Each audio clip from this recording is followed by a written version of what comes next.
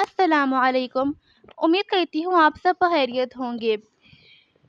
آج ہمارے قرآن و تفسیر کورس کا تیسرا دن ہے اور آج جس موضوع پہ ہم بات کریں گے وہ انتہائی دلچسپ موضوع ہے، جو کہ ہے قرآن کے مطابق ہماری زندگی کا مقصد۔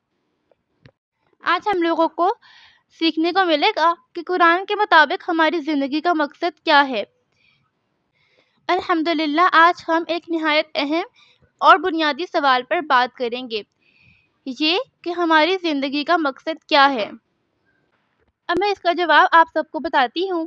بسم اللہ الرحمن الرحیم۔ یہ سوال ہر انسان کے دل و دماغ میں کبھی نہ کبھی ضرور آتا ہے اور اس کا صحیح جواب ہمیں قرآن مجید سے ہی ملتا ہے۔ کیونکہ قرآن مجید وہ کتاب ہے جو ہمارے خالق اللہ تعالیٰ کی طرف سے نازل کی گئی ہے ہماری ہدایت کے لیے، اور وہی جانتا ہے کہ اس نے ہمیں کیوں پیدا کیا۔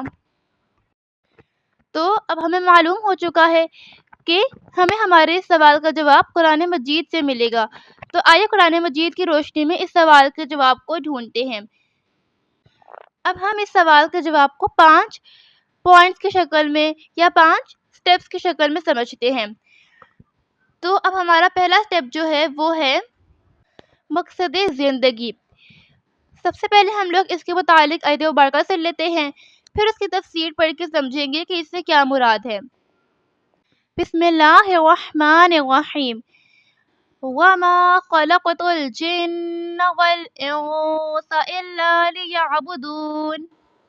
ترجمہ: اور میں نے جنات اور انسانوں کو صرف اپنی عبادت کے لیے پیدا کیا۔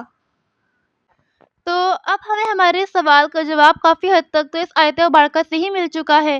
کیا کہ اللہ تعالیٰ نے انسانوں کو اور جنات کو اور اس تمام مخلوق کو اپنی عبادت کے لیے پیدا کیا ہے۔ تو اب آئیے اس کی تفسیر پر ذرا مختصراً غور کر لیتے ہیں۔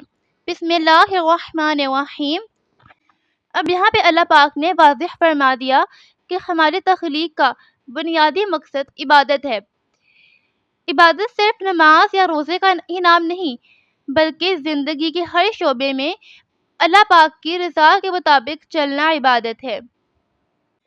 اب اللہ پاک کی رضا حاصل کرنے کے لیے ہم لوگ کیا کیا کچھ کر سکتے ہیں، سب سے پہلے ہمیں اس بات پہ ہی غور کرنا چاہیے۔